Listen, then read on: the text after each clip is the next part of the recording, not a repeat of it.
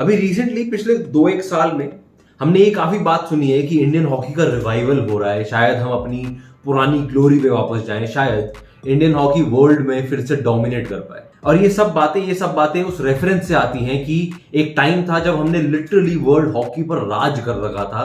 एक खौफ था इंडियन मेंस हॉकी टीम का दुनिया में। 6 लगातार Olympic gold medals, total 8 Olympic gold medals. दुनिया में ओलंपिक्स में सबसे सक्सेसफुल हॉकी टीम इंडिया की थी। पर ऐसा क्या हुआ कि आज रिवाइवल की बातें चल रही है? ऐसा क्या हुआ जो एक स्पोर्ट हमने, हमारी टीचर्स ने, हमारी जीके बुक्स ने एक नेशनल स्पोर्ट मान रखा था, वो आज किसी तरह कम बैक करने की कोशिश कर रहा है।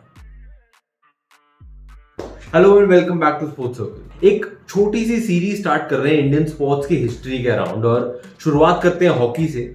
एक स्पोर्ट जिसने एक्चुअली दुनिया में इंडिया को एक पहचान दिलाई, जिसमें हम इनफैक्ट काफी खतरनाक होते थे एक टाइम पे, और जिसमें अथॉरिटीज की मिसमैनेजमेंट के चक्कर में हम अलोंग द वे काफी पीछे रह गए। Let's go. शुरू करते हैं डोमिनेशन से। हॉकी को इंडिया में इंट्रोड्यूस किया ब्रिटिशर्स ने कुछ 1850s के आसपास, जब उन्होंने हमें कॉलोनाइज कर रखा था। बड़े मैदान अवेलेबल थे, गेम फेयरली सिंपल था, इक्विपमेंट बहुत ज्यादा नहीं चाहिए था, तो इसी सबके चलते इस स्पोर्ट ने बहुत जल्दी पॉपुलैरिटी पकड़ना शुरू किया। और 1855 में कोलकाता में पहला हॉकी क्लब शुरू हुआ इंडिया। धीरे धीरे करके ये देश भर में पॉपुलर हुआ स्पोर्ट। बॉम्बे और पंजाब प्रोविंसेस में तो काफी ज्यादा इसका एकदम से पकड़ बन गई थी। एंड 1925 में आते आते इंडियन हॉकी फेडरेशन एस्टैब्लिश हुई और इंडियन हॉकी टीम की शुरुआत। 1926 में पहला इंटरनेशनल टूर हुआ इंडियन टीम का, और न्यूजीलैंड गई टीम। 21 में से 18 मैचेस जीत के आए हम लोग। और थोड़ी बहुत कहीं बैकग्राउंड में इंडियन टीम के बारे में बात शुरू हुई, और बात शुरू हुई एक लड़के के बारे में कि ये कुछ अलग है।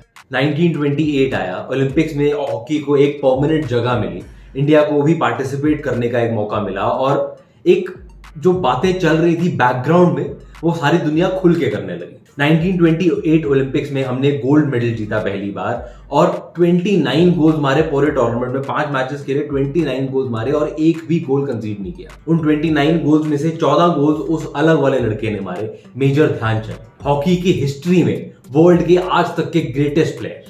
मेजर ध्यानचंद के जादू और ओवरऑल टीम की एक्सेलेंस ने इंडिया को अगले 2 ओलंपिक्स में गोल्ड मेडल जितवाए। फिर उसके बाद वर्ल्ड वॉर 2 के चलते अगले 12 साल तक ओलंपिक्स नहीं हुए, और 1948 में आए वापस। ये टाइम काफी बदल चुका था, देश आजाद हो चुका था, और देश आजाद होने के साथ साथ टूट भी चुका था, और काफी हद तक हॉकी टीम भी टूट चुकी थी। काफी अनसर्टेनिटी और कंफ्यूजन का टाइम था भारत के लिए, स्पोर्ट्स के लिए। 1948 ओलंपिक्स में जाते हुए किसी को पता नहीं था कि क्या एक्सपेक्ट कर सकते हैं टीम से, हमारे सारे स्पोर्ट्स पर्सन से। एक पार्टीशन के घाव अभी भरे नहीं थे, टीम काफी नई थी, इंग्लैंड में ओलंपिक्स थे, प्रेशर का सिचुएशन था काफी ज्यादा। ऐसे में किसी को नहीं मालूम था कि क्या होने वाला है। बट 1948 ओलंपिक्स में भी हमारे नए सितारों ने वही काम किया जो पिछले 3 ओलंपिक से टीम कर रही थी, डोमिनेशन। 1948 ओलंपिक्स में हमने गोल्ड मेडल जीता, फाइनल में इंग्लैंड को हराया, ग्रेट ब्रिटेन की जो ओलंपिक्स टीम थी उसको हराया, वेम्बली में, लंदन में, फाइनल में 4-0। एंड दुनिया को यह साबित कर दिया कि नए इंडिया में, नए भारत में, आजाद हिंदुस्तान में उतना ही दम है जितना पहले वाली टीम्स में। उस टाइम पे हमें एक नए स्टार मिले उस ओलंपिक्स में, बलबीर सिंह सीनियर। उनके मैजिक से, उनकी परफॉर्मेंसेस से, उनके गोल से, उसके बाद भी अगले 2 ओलंपिक्स में हमने गोल्ड मेडल जीते, 1952 और 56 में। 1960 में अनफॉर्चुनेटली फाइनल में हारकर सिर्फ सिल्वर से ही चयन करना पड़ा, पर 1964 में फिर से गोल्ड मारा इंडियन टीम ने। बट इसी टाइम पे धीरे धीरे करके कहीं से डोमिनेशन कम सा होता दिख रहा था, बिकॉज एशियन गेम्स में हम उतना ज्यादा डोमिनेट नहीं कर पा रहे थे।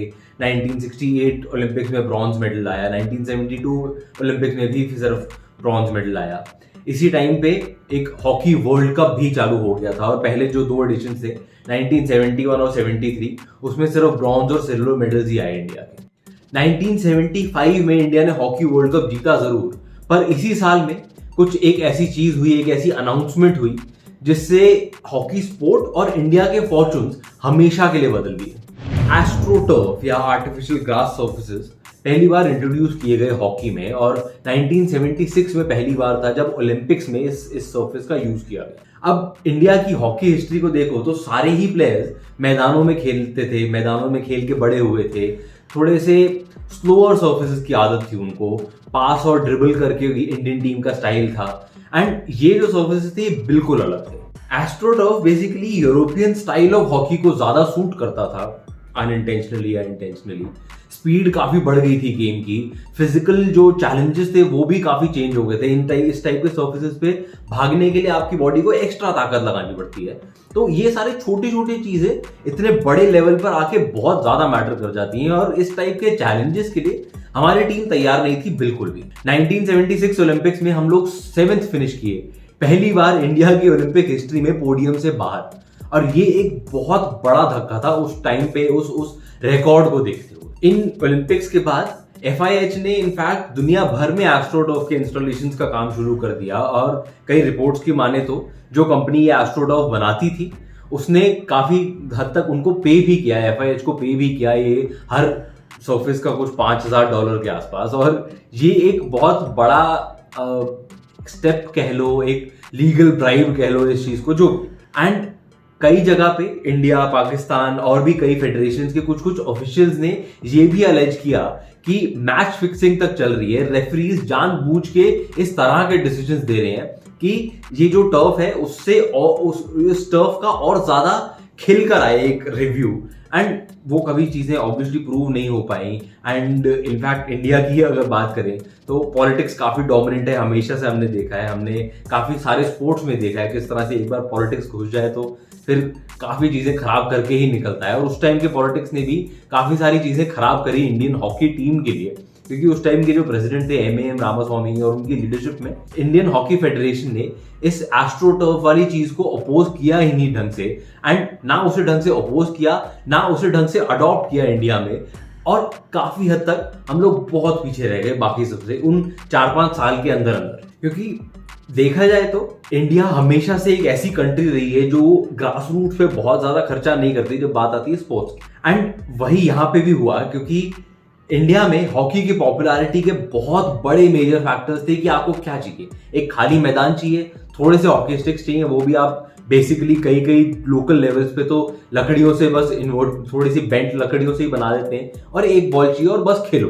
एंड इस टाइप में खेले हुए प्लेयर्स, इस टाइप में तपे हुए प्लेयर्स, आपको अगर इंटरनेशनल स्टेजेस तक पहुंचते पहुंचते भी आपको कोई एक्सपोजर नहीं मिलता, डोमेस्टिक मैचेस नहीं हो रहे थे टर्फ पे, नेशनल गेम्स तक टर्फ पे नहीं हो रहे थे, और सीधा आपको आपके प्लेयर्स को सिर्फ एक्सपोजर मिल रहा था एस्ट्रोटर्फ का सिर्फ इंटरनेशनल टूर्नामेंट में, तो ये एक ऑब्वियसली बहुत बड़ा चैलेंज होने वाला है। क्योंकि आपकी गेम की स्पीड बिल्कुल बदल जाती है, आपकी फिजिकल रिक्वायरमेंट बिल्कुल बदल जाती है, आपके स्ट्रैटेजीज और टैक्टिक्स बिल्कुल बदल जाते हैं सर्फेस के हिसाब से, एंड इंजरी रिस्क बहुत चेंज हो जाता है।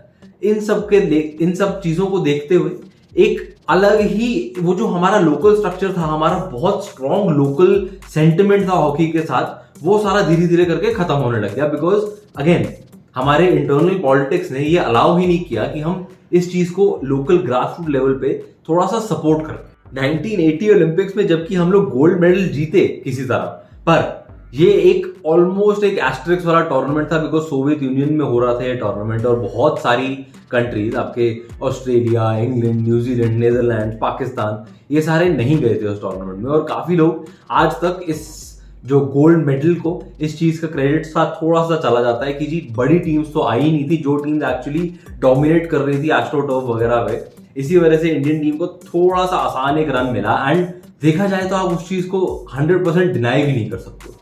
उसके बाद एक स्टेडी सा डिक्लाइन देखने को मिला इंडियन हॉकी में। इंटरनल पॉलिटिक्स हमने देखी, बहुत गंदी पॉलिटिक्स हमने देखी, एक अजीब सा नॉर्थ साउथ डिवाइड सा क्रिएट हो गया, लोकल लेवल पे कोई इन्वेस्टमेंट नहीं हो रहा था, आपके जो लोकल स्ट्रक्चर्स थे वो सारे धीरे धीरे करके खत्म होने लग गए, प्लेयर्स का इंटरेस्ट खत्म होने लग गया, क्योंकि आपको अगर बैकिंग ही नहीं मिल रही है, आपके इंटरनल पॉलिटिक्स की वजह से आपको अगर आगे जाने नहीं दिया जा रहा है, तो धीरे धीरे करके किसी भी प्लेयर का इंटरेस्ट खत्म होगा। और अगेन लोकल प्लेयर्स आगे आने बंद ही हो गए ऑलमोस्ट। ऐसा नहीं है कि प्लेयर्स नहीं थे, ऐसा नहीं है कि स्टार्स नहीं थे, काफी सारे स्टार्स भी हमने देखे, पर उनका भी टैलेंट काफी हद तक हमारे फेडरेशंस ने, हमारी पॉलिटिक्स ने, हमारी अथॉरिटीज ने काफी हद तक वेस्ट किया उन सबका टैलेंट भी।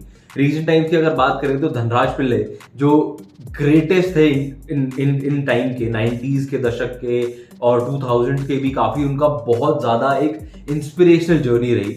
उन्होंने 1998 एशियन गेम्स जिताए, एशियन गेम्स में गोल्ड मेडल जिताया इंडिया को, पर इमीडिएटली 98 एशियन गेम्स के बाद उनको और उनके साथ और 5 हॉकी प्लेयर्स को उसी टीम के सस्पेंड कर दिया गया, क्योंकि उन्होंने ये जुर्रत कर दी थी फेडरेशन से ये बोलने की कि अगर तो हम अच्छा परफॉर्म करते हैं तो एक थोड़ा सा, अगर पॉसिबल हो, एक सिस्टम डाल दो मॉनेटरी इंसेंटिव्स का कि अगर प्लेयर्स अच्छा परफॉर्म करे तो थोड़ा बहुत कुछ रिवॉर्ड तो मिले। ये और इसी बेसिस पे उनको, इतने ग्रेट प्लेयर को आपने सस्पेंड कर दिया।